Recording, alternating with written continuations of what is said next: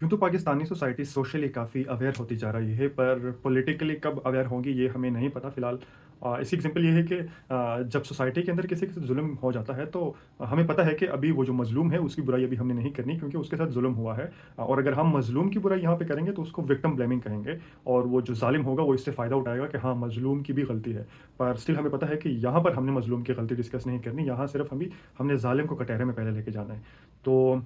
मिसाल के तौर पर जैसे अब गज़ा के अंदर जेनोसाइड हो रहा है इज़राइल की तरफ से और आप बैठ जाएँ बैठक लगाने के कौन जस्टिबल है और कौन जस्टिबल नहीं है और आप कहें कि गज़ा ने पास्ट में ये किया, फिर ये बुरा किया, फिर ये किया, फिर ये किया। पर कुछ समझ आता है पर ये समझ नहीं आता कि स्टिल ज गज़ा के अंदर जेनोसाइड हो रहा है और इज़राइल कर रहा है और आप इस मौके के ऊपर गज़ा की बुराई कर रहे हैं, तो वो जो इज़राइल को कॉन्फिडेंस मिलेगा कि हाँ, ये तो उन्होंने और हमारे साथ बुरा भी किया है और लोग भी इसको बुरा समझ रहे हैं, तो स्टिल हमें जेनोसाइड और भी कंटिन्यू करना चाहिए। तो ये काफ़ी एग्ज़ाम्पल समझ में आ रही है, पर एक एग्ज़ाम्पल हमें समझ में नहीं आ रही, वो ये है कि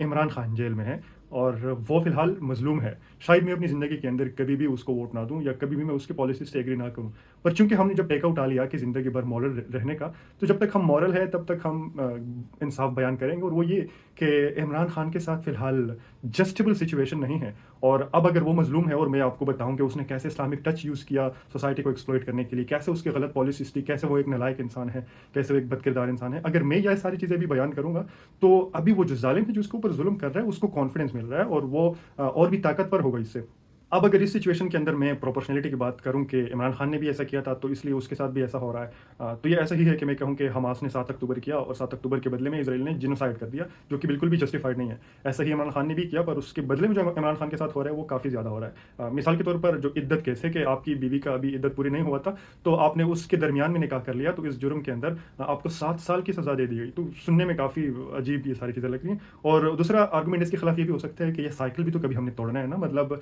एक आएगा दूसरे को मारेगा, फिर वो दूसरा आएगा वो पहले को मारेगा। ये साइकिल चलता हुआ आ रहा है, ये भी तो टूटना है कभी ना कभी। तो क्यों ना वो अभी तोड़ दिया जाए और वो इसलिए भी कि आज के दौर में हमने मोईज़ और समी का एपिसोड भी देख लिया और हमें पता चल गया कि समी मोईज़ का दुश्मन है और मोईज़ समी का दुश्मन है, पर इन दोनों को फ़ायदा नहीं मिल रहा। फ़ायदा उसको मिल रहा है जो कैमरे के पीछे रिकॉर्डिंग कर रहा है और उस वीडियो के तहत वो पता नहीं कितने पैसे कमा रहा है। तो पाकिस्तान का पॉलिटिकल सिस्टम भी ऐसा ही है।